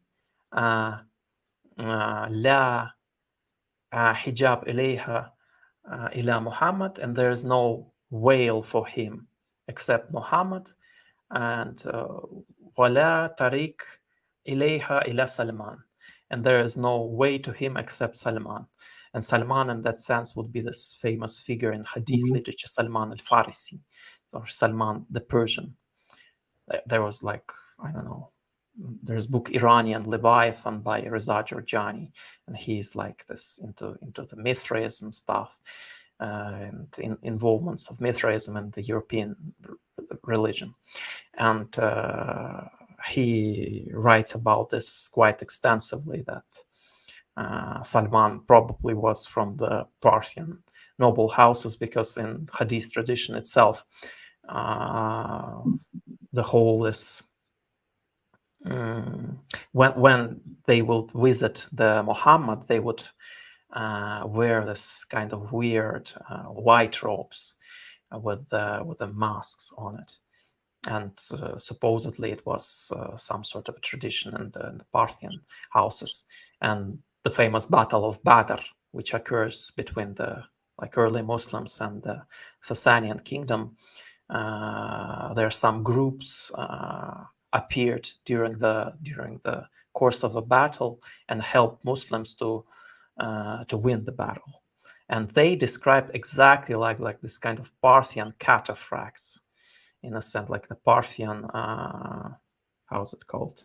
Cavalry, right? With the exact same description of the ammunition. So, yeah, maybe it was venerated, this figure of Salman al-Farsi, in some traditions. Yeah, definitely. Yeah, yeah, it's Because interesting. Like, why would they put it in the Shahada? Like, what the hell is this? well, I was talking to what people might describe him as a Quran only Muslim, Oh, but he doesn't just, he says no, he's not Quran only. He has the Quran and he has his brain. So he's a no. Quran and brain only Muslim, right? It just doesn't, and To be honest, if he like, it's very understandable when people begin Quran only. It's very yeah, understandable, yeah. especially when we read throughout the Hadith literature and A throughout the lot of it fiqh. seems weird. Yeah. And A lot what of it is weird. his ideas was about. Well, reinterpreting things from like Salah doesn't mean prayer, it means conversation. Oh, I understand. And Hajj doesn't really mean this. And um, uh, Jihad, that actually means spreading peace, but Mm. people get that confused. And he says that the Shahada in the Quran doesn't talk about the Prophet at all. It says there is no God but God, and that's it. Oh, I That's the see. end of it. There is a certain group of this Quran onlys who Mhm. seems to recognize this Sunni Shahada, like with additional Muhammad Rasulullah as a pagan Shahada, in a sense. Yeah, which it is Because a little bit weird. Like there, to but to they be back up so. it by the Quran, by the way. Like What's that? they back it up by the Quranic verse, because there is Yeah. like weird verse when the munafiq, and munafiq is just the Mhm. hypocrites Yeah. described, and it's basically stated in the Quran that uh, and the hypocrites testify that you are the prophet, God, but you are the prophet of God. But I testify that they are hypocrites, basically. So it's just a sort of rebuke. But I don't see it as a pagan at all. It's just the whole message is about it, that Muhammad is some sort of this mediator figure in Islam. Yeah. Yeah. And then with the Alawi Shahada, there is no God but God, and Muhammad is his prophet. No, not God. Ali, There's no God but Ali, and Ali is just. I would suggest they was using as some sort of a name of God, because supposedly even in Sunni tradition there's like 99 names of the God, and one of yeah, the name of the God would be Ali, and they would just say, "Oh no, just we're using it in the sense of the name." Who knows how they use it? Maybe Ali was some sort of almost like the ascetic Christ, in a sense. He was like pure divinity, and there's no hijab towards this Ali except the Muhammad, and this hijab is very prominent in the Alawi theology because they, like the Ismailis, they believe that there was like this kind of weird tradition of the silent messenger behind the real messenger, which is apparent. And this silent messenger was on batin. He wasn't apparent. He wasn't supposed to be on the for the overall public. It's like the hidden messenger behind. And this veil signifies it, that this person is veiled, and successive authority for this Ali would be Muhammad, who would bring his ideas towards the public in this like zahir way, in the apparent way, in the scripture, basically. And Salman, the third guy, I don't even know, like, what the hell is this? And He's the gate, I think. it's like a gate, or in the Shahar it's called like Tariq. But yeah, there's the gate would be the same thing in that sense, like Bab, or it's called. I haven't studied. I just found out recently in Discord. Like, I was, what the hell is this? Yeah, was there like an Alawi in there that was talking about it, or they were just talking about what Alawites believe? Yeah, they are not Alawi as far as I'm concerned. Yeah, they are not like connected to the circles, because I mean you need to have like the sheikh or some sort of who would teach you the Alawi tradition. Most of the time it's just the oral tradition. So, and I would doubt that Alawi would just give the inner meaning for the public. Yeah. Well, when I was talking to an Alawite, he was saying that there was a Reformation back ago within the Alawite religion, and they became more mainstream to mainstream Shia. And so this whole thing of Ali as Allah was never a thing. Like, they never worshipped Ali, but he's like the Kaaba, right? So just like he was born in the Kaaba, you're not worshiping the Kaaba, It's right? more, so Ali became the direction of prayer in a sense. Yeah, and so he's like an avatar. He's like a symbol of God, but he's not God. But of course, like, you have the Wahhabists. They aren't able to think in nuance, So it's like, so you're saying he's God, but no, just in the same sense that the Kaaba isn't God, but yet we face it when we pray. That's like what it's like for Ali, but they can't understand that, so they were just go slaughtered nuts. back in the day, unfortunately, like Yazidis. Yeah, that was like the main attack, which is interesting because most of the Yazidis are Kurds, and from my perspective, Kurds back in the day were important part of the origins of Islam. Very important, because Kurds are just nomadic Parthians.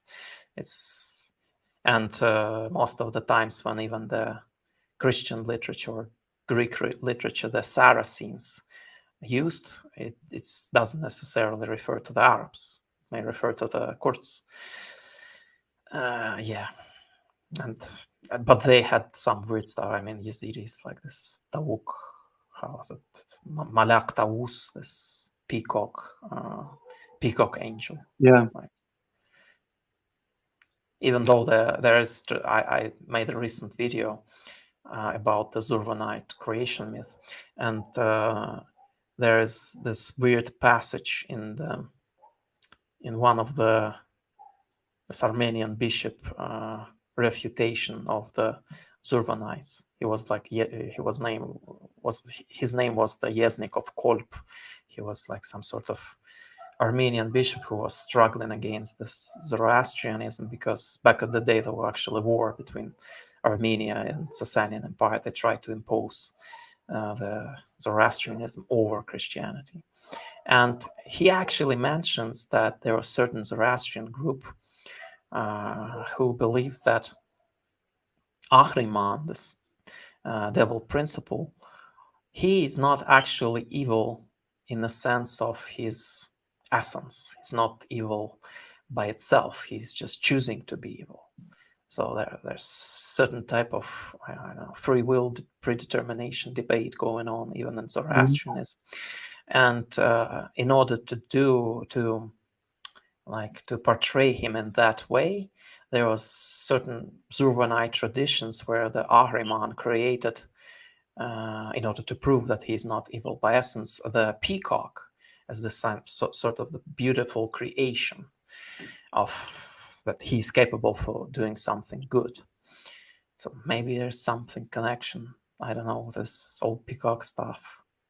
And overall, they held this peacock as almost like a Satan figure, like he not Satan in the sense of Christianity, Satan in the sense of Islam. This would be Iblis, because there's tradition in Yazidism, like in the Quran, where the angel refused to bow the Adam, and this angel became the venerated one in the Yazidism because he just proved that he is the true monotheist. In a sense, he just proved that he actually loved God better than the creature, more than the creature. So Yeah. but I don't know, like it's just maybe some overlaps, like it's a Yeah, whole the mosaic. story about bowing to Adam, you kind of see that. I've heard it's like in the Talmud somewhere, no? No, I Bowing don't to know. Adam? I know that this is in the Gospel of Bartholomew, like exactly the same, where this Abatun angel says to that lime, I was first created out of fire, and now I'm gonna bow down to the clay. Like even it's just the same story basically. Yeah. Even though Yeah. the modern contemporaries, like apologists, would say, "Oh no, it's later tradition." I don't buy that. Yeah. It's clear indication that even though the manuscripts is the like it's older than earlier than the Quranic manuscripts, but Yeah, this kind definitely. of stuff was already, maybe there is in Talmud. I haven't studied. Yeah. And you see some of the references to in the Quran to Jesus as making birds out of clay Yeah, and then it's they fly away. That's from in the the gospel, the infancy gospel of Philip. yeah. I suppose that infancy gospels were everywhere back at the Mhm. day. It was like different biography in a sense of the Jesus, because there's like the portrayal of him being young, where he just rebuked the teachers, like killing killing by his own will, like it's like Mhm. bratty Jesus. I don't know. It's, it's very weird, but I think this tradition was widespread back at the Yeah. day, Yeah. because obviously if you had this one, that would be in the contrast with the Luke gospel, with the Luke's biography, and you either choose that or that. Like you can't have both of them. Yeah. Yep. Here, let's hit up another question here. Are you familiar with the Druze? They're well, we just talked about them. They're kind of a Gnostic Muslim group, but they Yeah, we follow the talk Quran. about the Yazidis, but this is the Druze. Druze, as far as they're concerned, they are very close to Ismailis, contemporary Ismailis in theology, and supposedly they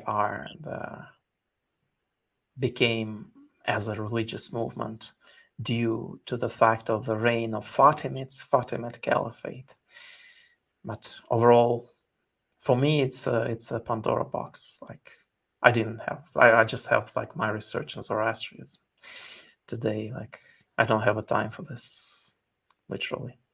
I think maybe there are some golden minds in this Druze movement, Mhm. because yeah, they're quite distinct from the overall Sunnism.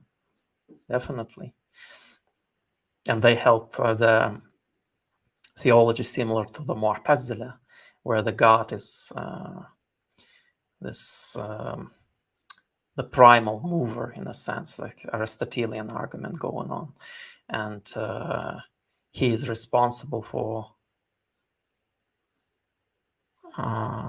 Like in Ismailism, there's like its emanation going on, and they certainly believe that Quran is created like Mu'tazila. It's not like not the attribute like it's in the Sunni Islam.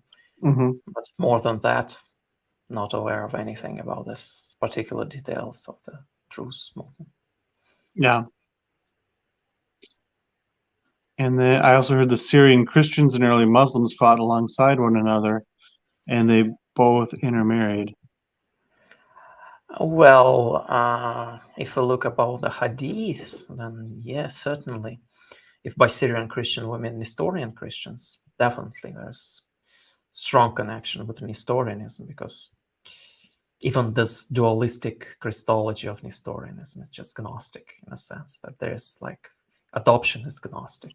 There's like divine Jesus and there's bodily Jesus, and divine Jesus like ascends into the person, almost like possesses the person, denying his free will and basically using the body as the vessel in a sort. In the Gospel of Judas, I think there's similar passages where that Jesus says that I weared this man, like he weared it like some sort of a cloth.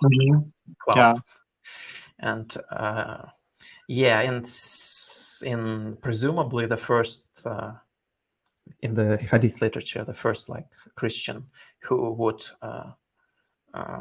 accept the divinity of Muhammad's messenger was an historian one. I don't recall the name, but he was like connected with the wife of the prophet, Zainab. He would bring this Christian historian bishop to Muhammad to testify. Well, look, he has the revelation. Maybe he's our guy. And so I don't know about intermarrying. Certainly they were in the Abbasid times, so because it would be just the Ahlul Kitab, overall every Christian and Jews, and it would be prohibited for the other way around. Like it would be prohibited for the Muslim women to marry the Christian man, but it wouldn't be prohibited for the man to marry the Christian woman. Obviously, why?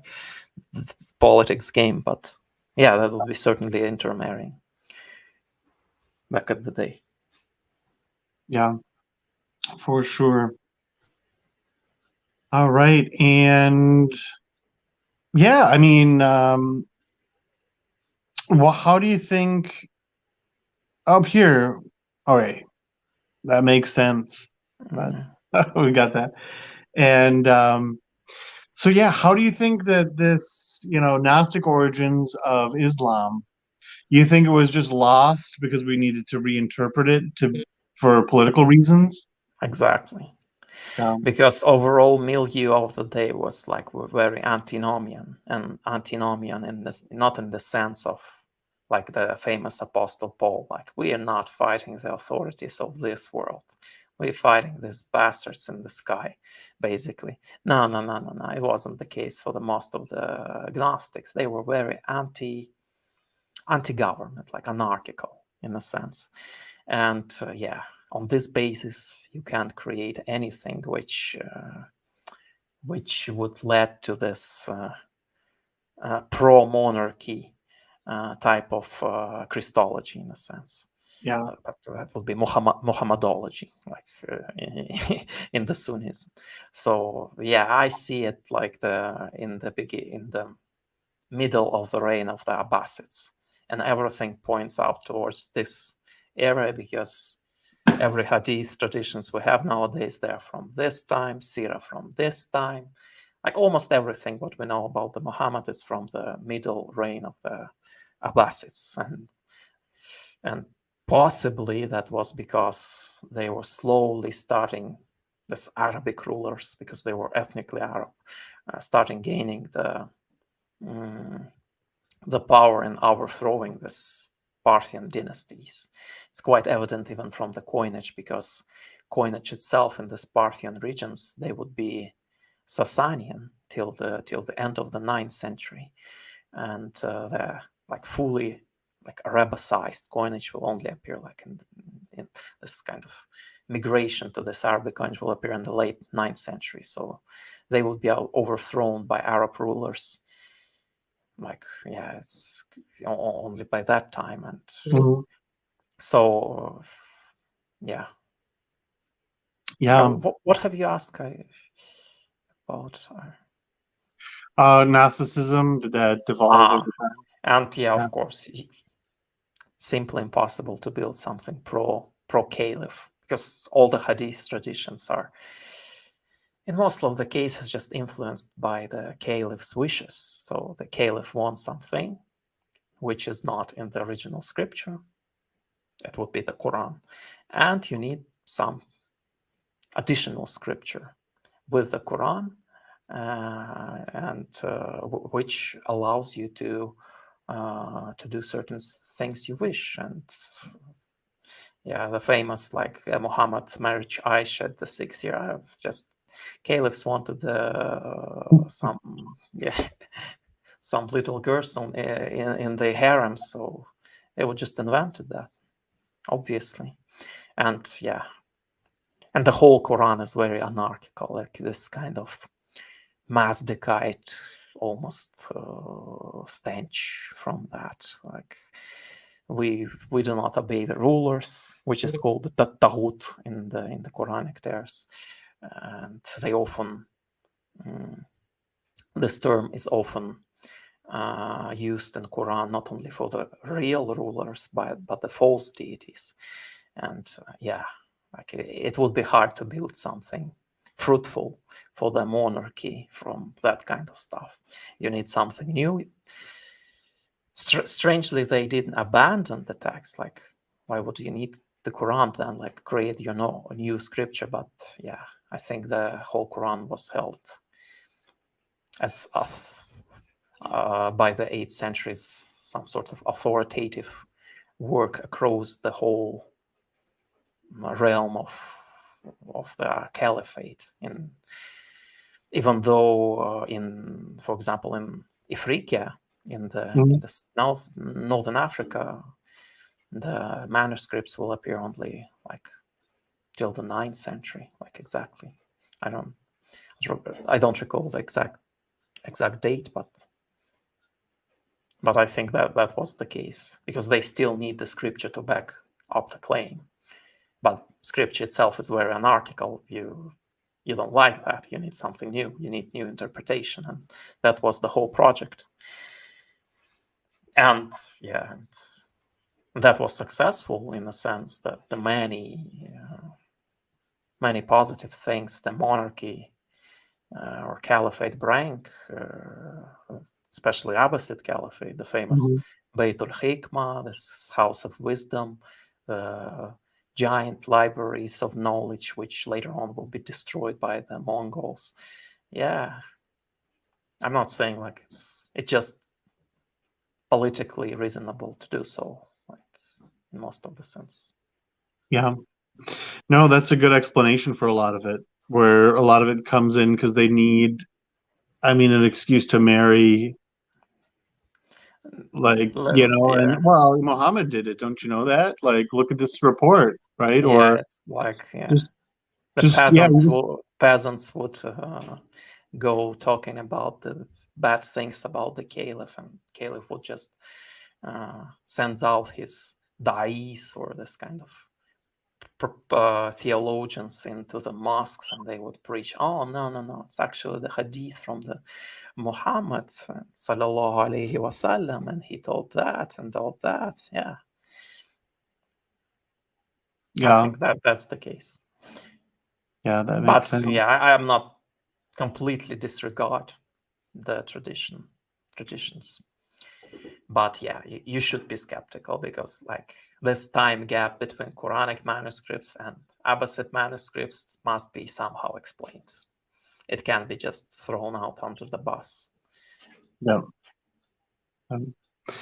And here, maybe we'll have one more comment, and then I'll just ask about maybe one last question, unless you have No more problem. to go to.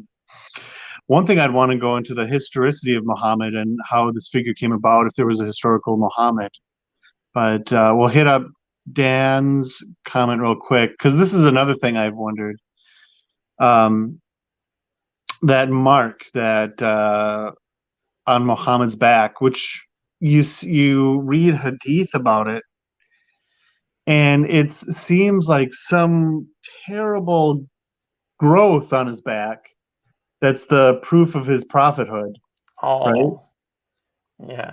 And the Chinese say Mahametya as purple heart mark on his back. Oh, that's interesting. I didn't know about that. And Yeah, that's certainly this kind of tradition. There is like a seal of the prophethood was on his back. yeah, and like none of the previous prophets had this growth on their back, which, like, you read the hadith, it's so gross how they describe it, right? It's like pink, like a tumor with little. I want to lose all our viewers, but you can just look up the hadith. It's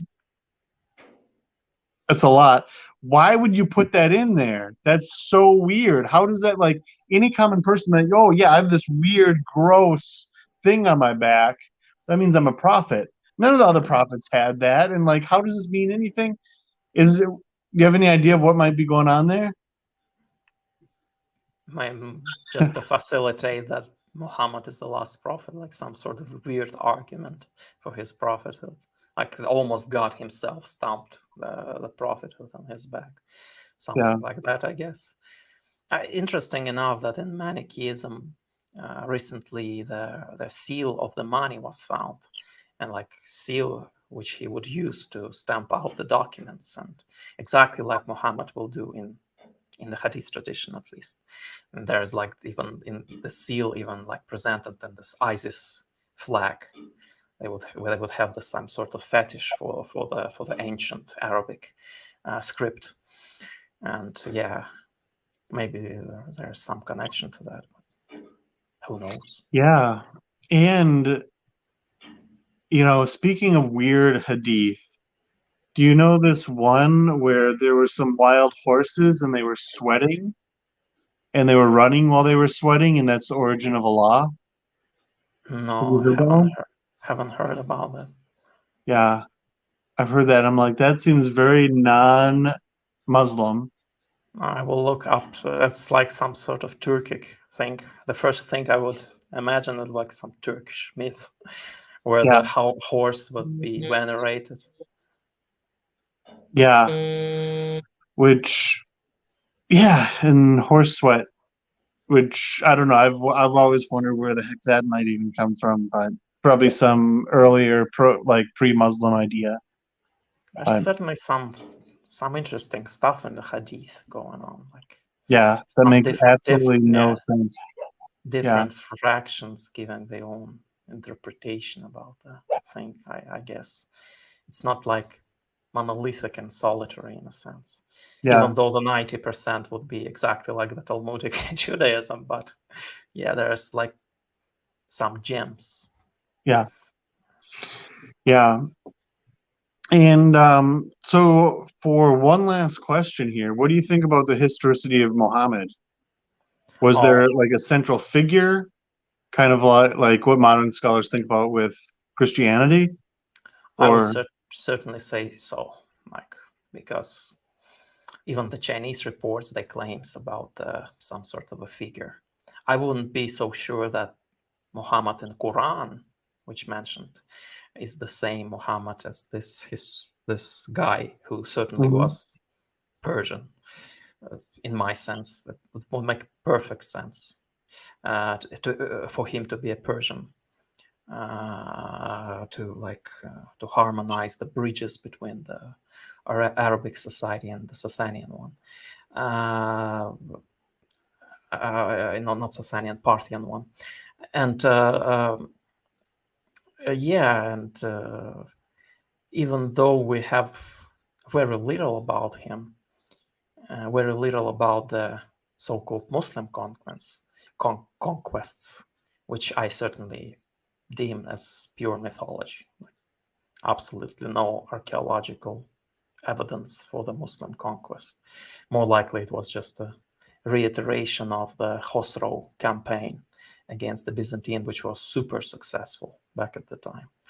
And they could just reinterpret that and make their own claims that our figure was so strong, he just beat up the Sassanids, he beat up the problem. We don't have evidence for that's the main problem.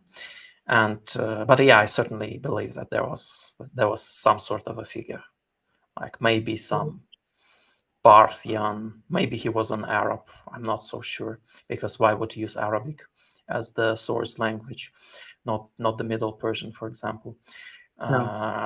So definitely, I would be very skeptical towards the Rashidun, even though I have the video about the Rashidun, and I think this is just this Chinese whispers about the Parthian, famous heroes from the noble houses.